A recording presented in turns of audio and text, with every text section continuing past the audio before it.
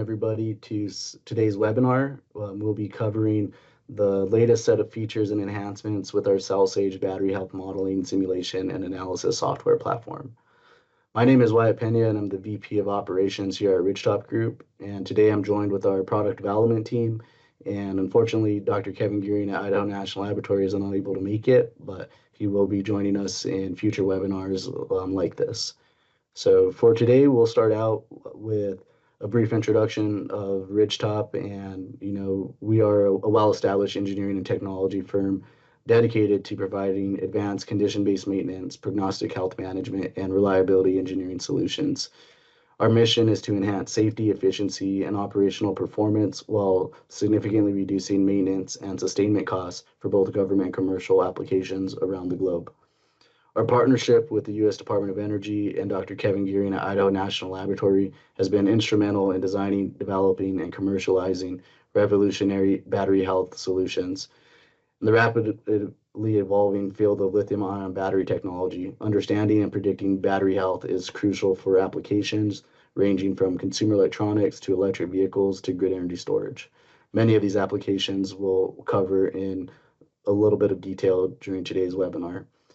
So for now, we're thrilled to present our most recent set of technology advancements with our CellSage modeling and simulation software program. And some of the key benefits that we'll be covering should include the proven patented and physics-based modeling methodology with CellSage and using sigmoidal rate expressions for looking at the dominant aging mechanisms observed in lithium-ion batteries.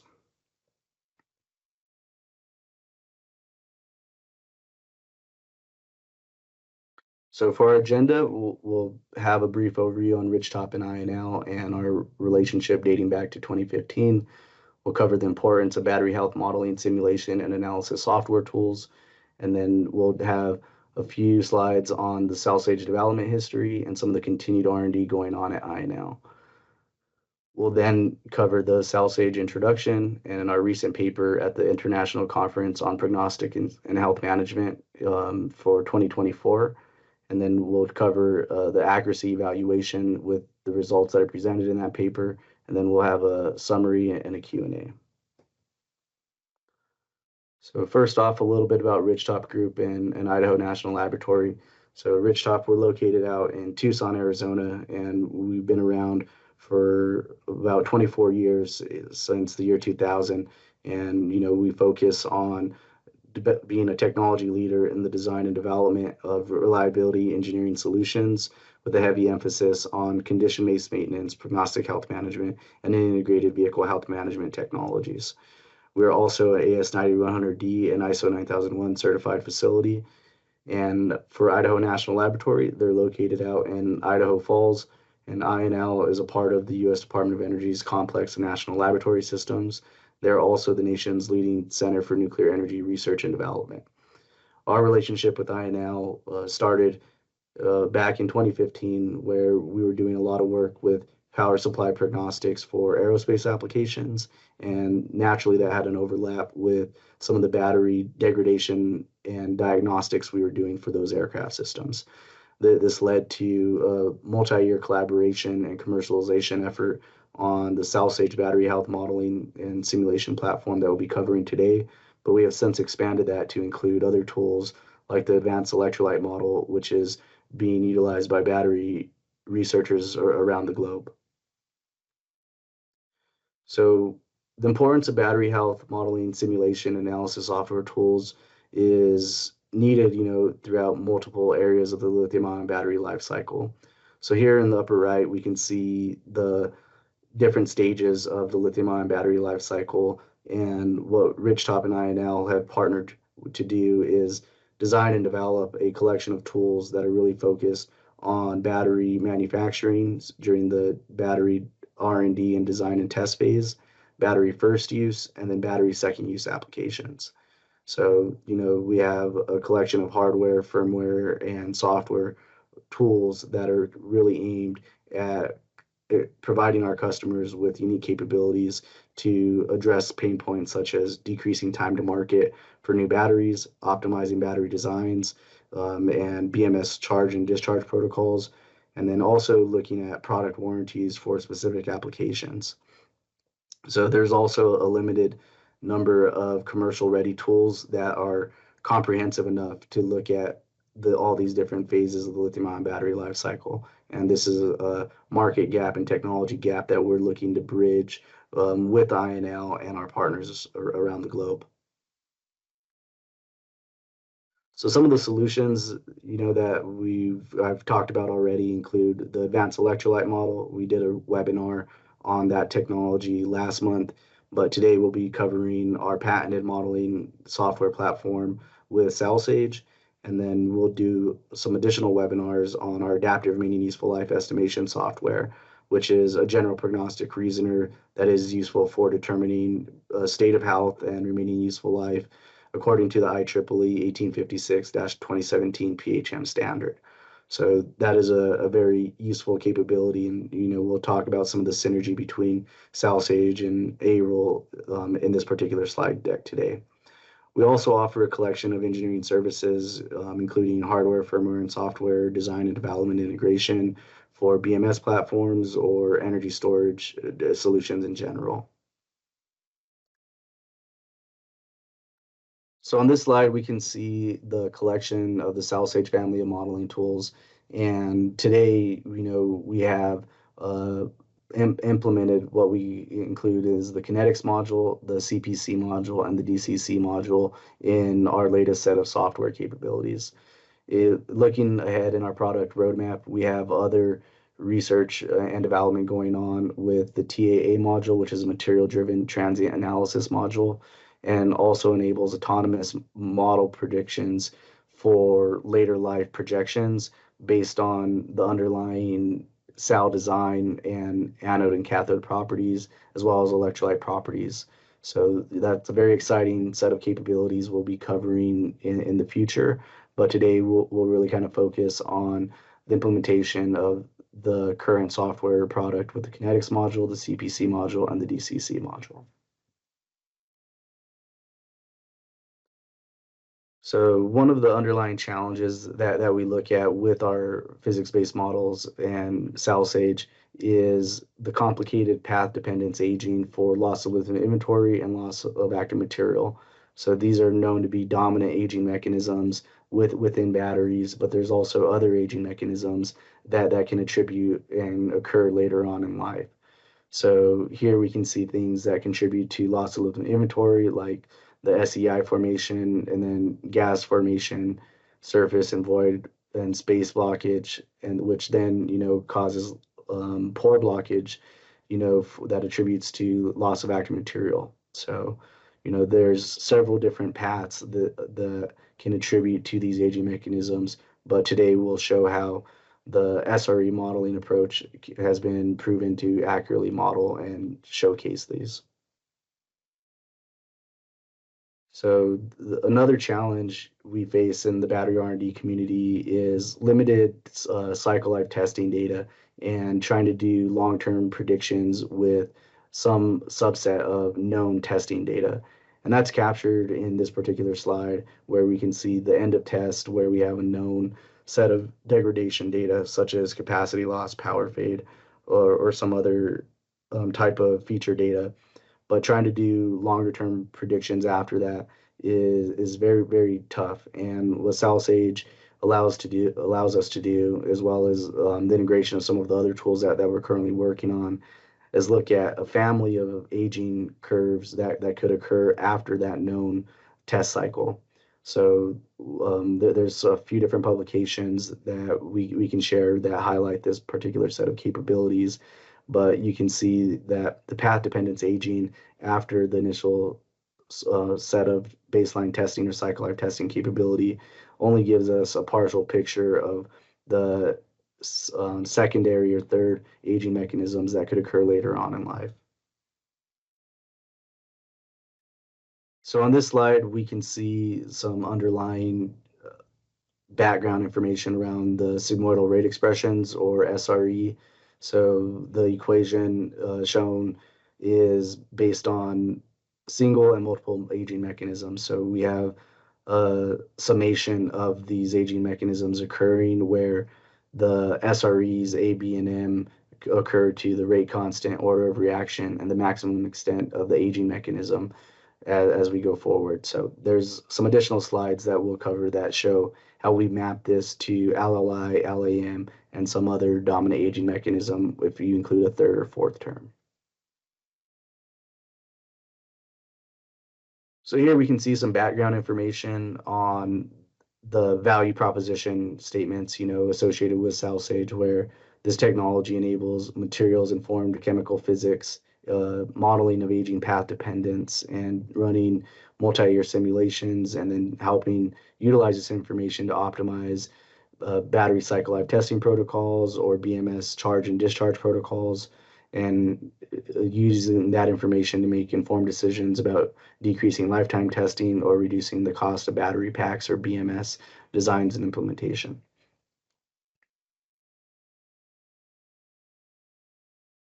So here we have a short video.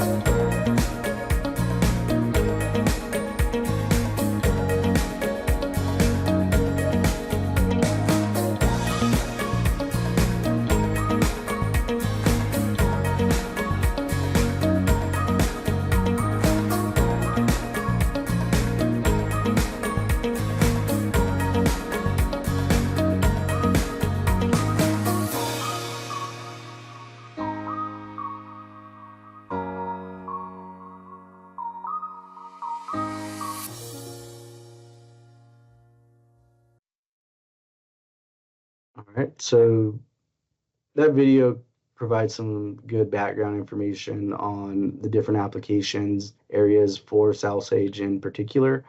But in summary, CellSage is an advanced battery and cell aging software simulation tool that enables the modeling of path dependence aging for lithium-ion batteries.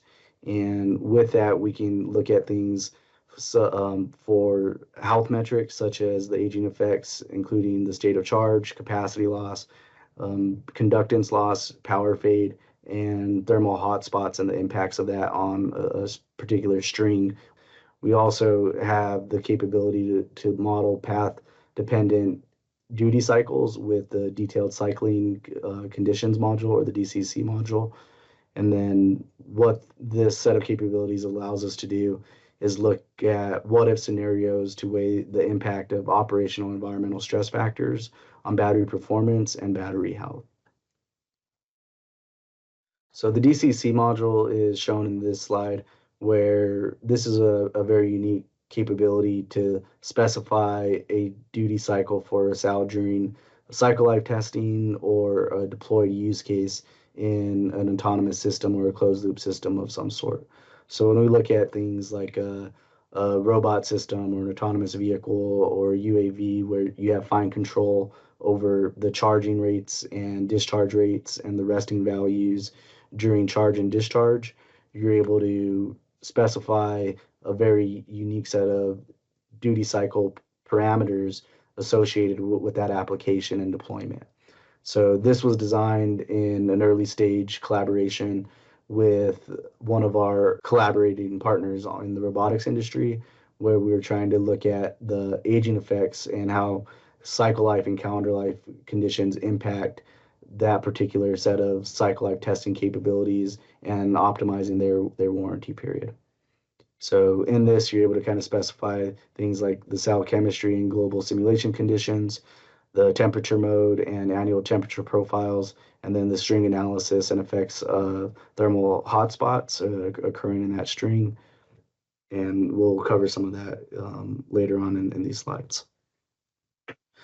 So those input parameters, this has a more expansive list, so we can look at things like up to 8 years of a simulation time, the relative cycling severity, the DCC module, which we covered on the previous slide, and then those string analysis conditions.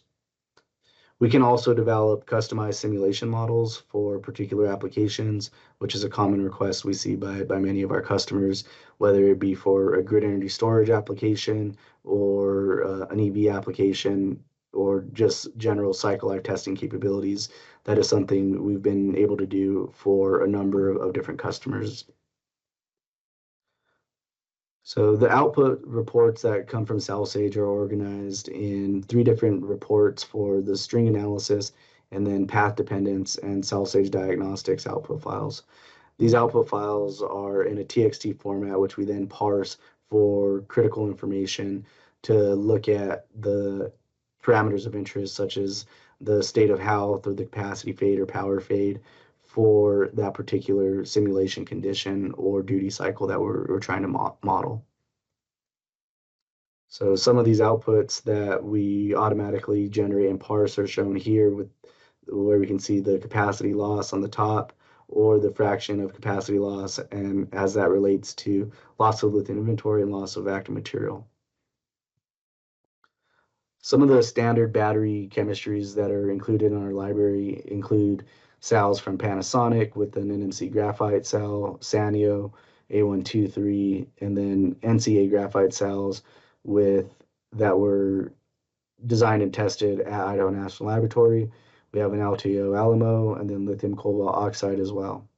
So new cell chemistries can now be imported into this particular software program with our new chemistry import feature, which we released last year. So this allows our customers to now upload and create their own models with some baseline aging data associated with their profile that they're trying to model. And the development of the new chemistry import feature ended up being a multi-year collaboration with Dr. Kevin Gearing at Idaho National Laboratory. And here we can see the baseline data import tab, where we can look at things like the test duration, the reference cycling rate associated with that data set, and then we can upload a baseline aging data set for capacity loss versus weeks or cycles, and use the program to generate sigmoidal rate expressions based on a regression analysis that is done automatically here. So there was a lot of work that went into automating this procedure to correctly calibrate the model for the correct aging mechanism, whether it be LLI, LAM, or some other dominant aging mechanism. And we can see the capacity loss equation in the upper right, which is just broken out in terms of additional aging terms as opposed to the sum of sigmoids that we saw in the beginning of this presentation. So very similar to that particular slide, we could see the SREs are mapped to the maximum extent of the aging mechanism with the M, N, and P values, the rate constant reflecting the rate of progression for a given aging mechanism, which is corresponding to the A, C, and Q values, and then the order of reaction for that aging mechanism with B, D, and R. And then there's some logic check conditions we have highlighted in red below. So after we incorporated this set of capabilities, we had been working with several different customers on evaluating the accuracy of this approach. And we published a paper at the 2024 IEEE International Conference on Prognostics and Health Management in Spokane, Washington earlier this year. So this paper highlighted the collaboration between Ridgetop and INL, and also shows how the underlying sigmoidal rate expressions are useful when predicting battery aging under path dependence duty cycles or aging profiles associated with a particular use case. So the paper also presented a comparative analysis on this automated method of extracting the sigmoidal rate expressions and using that to predict the capacity loss associated with a second set of baseline aging data. Another topic we highlighted in that paper was the many different forms of battery degradation models, and we know they include at the kind of very beginning empirical and equivalent circuit models. So these are very useful to develop initial model capabilities. But there's also purely data-driven models, and then physics-based models, and then purely AI machine learning models, which typically need physics-based models or data-driven models to train them. And then there's also hybrid models where we kind of merge the physical models with physics-based models or data-driven models with AI machine learning. So CellSage over the years has continued to evolve from, a physics-based model and data-driven model to really more of a hybrid model. And there's a few different publications that we can share that highlight this set of capabilities and its use cases. So the evaluation of accuracy that we had presented in the paper was done according to four different metrics here with the sum of square errors, the root mean square error, and then the mean square error, and then the R squared. So this was done for the 8 default cell chemistry models that we have in the software program, and we can see those results highlighted in this particular paper. On the next few slides, we'll see qualitative analysis on where these dotted lines represent the capacity loss versus weeks for our input data, and then the model data, which is the solid line. And we can see here that the solid line for the LFP graphite cell and the A123 cell as actually an underestimate of the actual data. And that was done intentionally to ensure that there's not overestimating on the model side based on the automated sigmoidal rate expression extraction for each of the SRE parameters.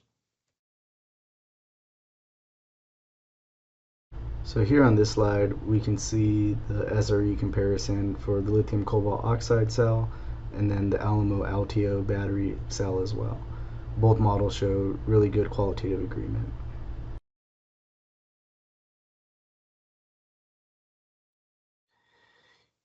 On this slide, we can see one of the DOE Gen 2 18650 cells. So there were two particular sets of models associated with the NCA graphite cell that was designed and tested at Idaho National Laboratory.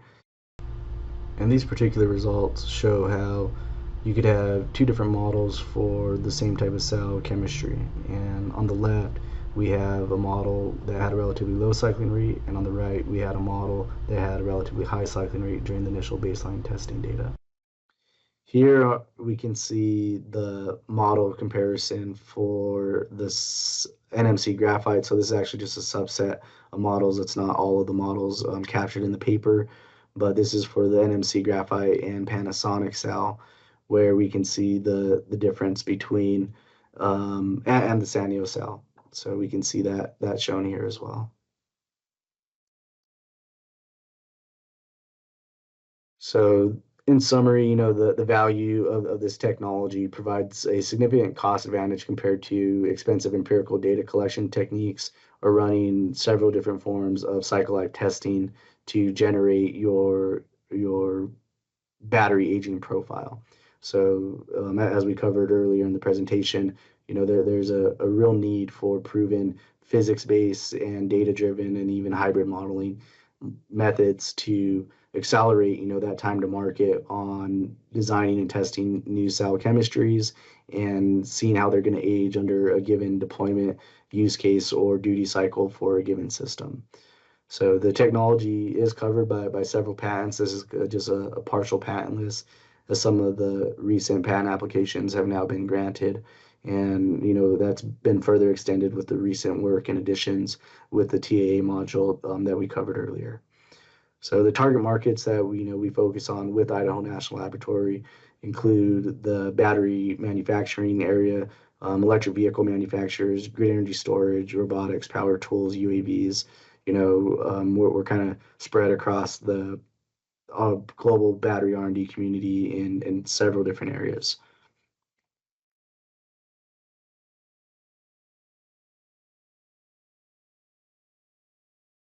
So as we look towards, future development work and collaboration opportunities, Top and I now we're both in the process of actively seeking commercial and government partners to continue to help us evaluate our technology.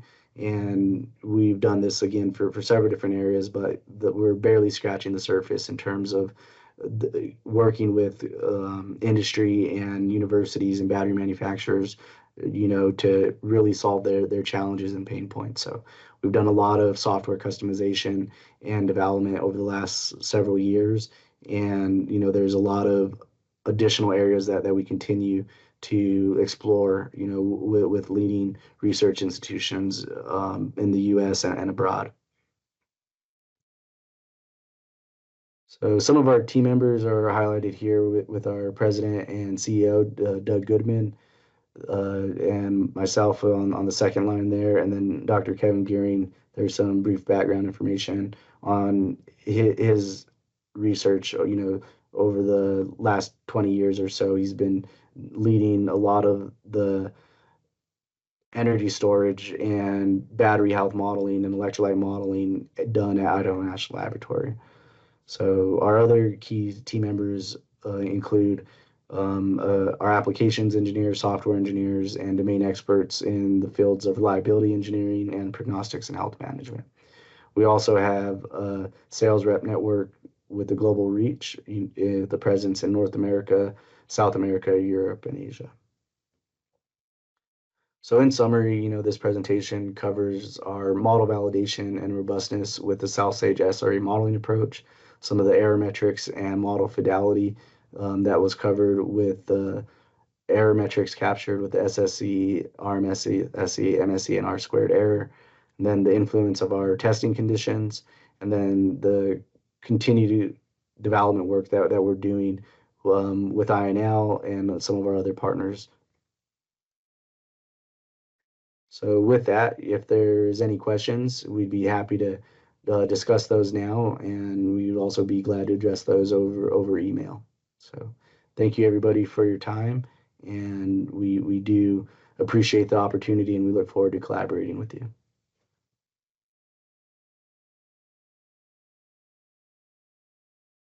Hello, Wyatt. Yes, Thank go you ahead. for the presentation. I had a question about CellSage. So, CellSage relies, as you said, like on calendar data and cycle life data, right? So, if let's say for a newer chemistry, if we don't have access to, if we like sufficient calendar life data, can we still apply CellSage for like newer cells, or how do you see it? Yes, so that's a very good question. So yeah, if we go back to one of our slides here, there should be one. So yeah, calendar life data is hard to find in many cases. And we've come across a few different situations where calendar life data may not have be present at the two different temperatures. So the framework we developed with the new chemistry import feature was one approach at generating the sigmoidal rate expressions. There are alternate methods to still generate those SRE conditions, and some of that could include doing deep learning or machine learning methods, as highlighted in the SalPress article, for known cell chemistries based on historic data that may have been collected on a similar design or similar cell chemistry. So there's also ways to look at things like P2D models or equivalent circuit models to generate placeholder or a starting point for calendar life data. So, there are ways to do that, but all of those impact, model fidelity. And, in many cases, if customers don't have these four data sets, that is a service we do offer for many of our customers. Okay, thank you. I have one question. So what security measures are in place to protect like my data when using CellSage? So your data is not accessible because the program is a locally installed program. So with that, the security measures would be determined by your IT department and any security protocols they have in place. Thank you.